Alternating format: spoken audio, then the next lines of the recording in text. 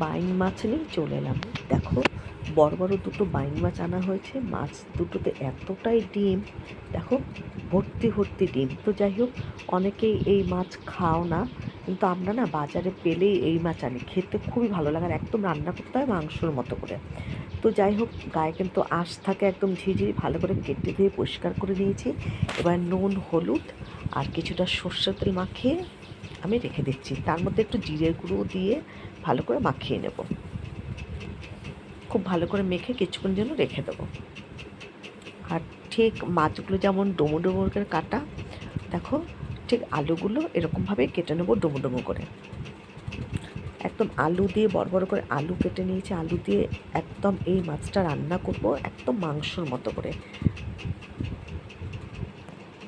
খুব মাছটার মধ্যে না আমি সামান্য একটু ওপর দিয়ে একটু ময়দার গুঁড়ো ছিটিয়ে দিয়েছি, যেন মাছ ভাজাটা খুব ভালো হয়।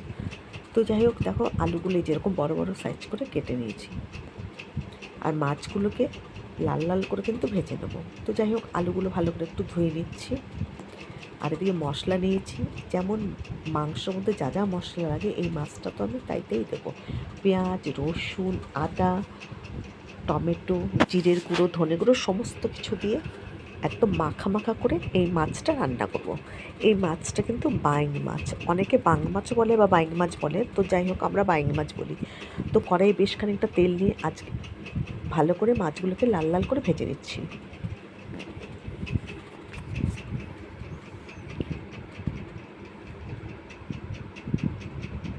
আর এই মাছের কিন্তু বেশি ঝোল করলে একদমই ভালো লাগবে না, একদম কষা কষা মাখা মাখা রান্না করবো। তো যাই হোক, দেখো মাছগুলোকে এক এক করে সব ভেজে নেব আমি।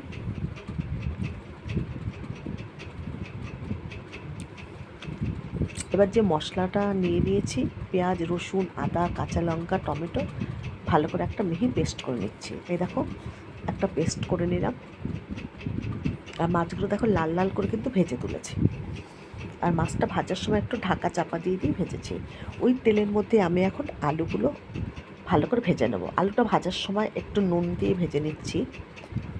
এখন কিন্তু আলু ভাজার সময় আমি হলুদ দেবো না, নুন দিলেই একটু লালচে লালচে করে ভেজে নেব আলুগুলো।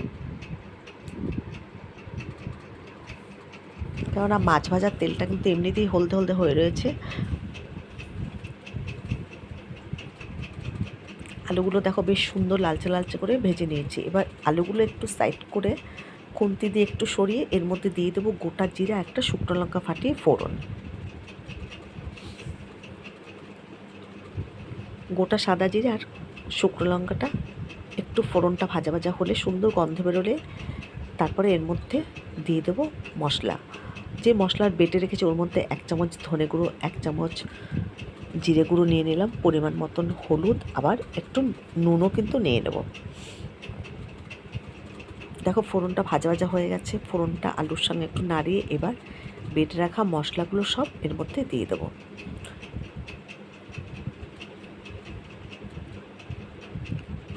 আলু ভাজার মধ্যে কিন্তু অনেকটাই তেল রয়েছে, আমি আর এখন তেল দিচ্ছি না। দেখো মশলাটা সব ঢেলে দিলাম। এবার কিন্তু মশলা খুব ভালো করে কিন্তু কষাতে হবে। একদম কষাতে কষাতে যখন মশলার গা থেকে তেল বেরিয়ে আসবে, তখন পরিমাণ মতন জল দিতে হবে।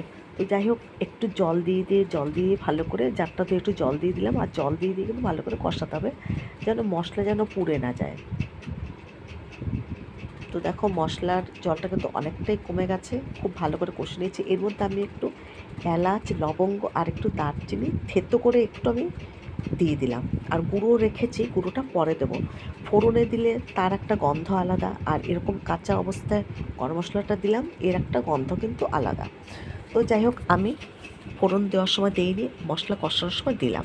খুব ভালো করে মশলা কষিয়ে দেখো, খুব বেশি জল কিন্তু দিইনি, আলুগুলো ডুবে গেছে সেরকমভাবেই জলটা দিয়েছি। ঝোলটা ফুটে উঠেছে। এবার আমি দিয়ে দেবো ভেজে রাখা মাছগুলো। খুব বেশি জল কিন্তু দেবে না, আর একদম কষা কষা মাখা মাখা অবস্থায় নামাবো। তো মাছগুলো ভেজে রেখেছিলাম লালচে লালচে করে। এবার ভালো করে মাছগুলো ঝোলের মধ্যে ডুবিয়ে দিয়ে ঢাকা চাপা দিয়ে কিছুক্ষণের জন্য রেখে দেবো।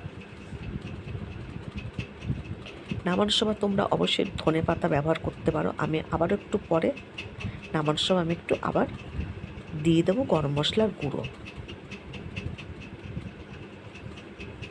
দেখো ঢাকা দিয়েছিলাম, এবার দেখো ঝোলটা অনেকটাই টেনে গেছে, একদম মাখা মাখা হয়ে আছে। এরকম অবস্থায় আমি কিন্তু নামিয়ে নেবো। ওপর দিয়ে একটু গরম মশলা দিয়ে দিলাম। এবার আমি গ্যাসটাকে অফ করে দেবো। গ্যাসটাকে অফ করে দিয়ে তারপর তোমাদের আমি দেখাচ্ছি। দেখো এইটুকু মাখা মাখা ঝোল কিন্তু রাখবো। তো দেখো গ্যাসটাকে আমি অফ করে দিলাম। বাইং মাছের কষা একেবারে রেডি। তোমরা এইভাবে বানিয়ে খেয়ে দেখবে, দারুণ লাগবে। একদম মাংসর মতো কিন্তু করতে হবে, তাহলেই কিন্তু ভালো লাগবে। একেবারে রেডি হয়ে গেল।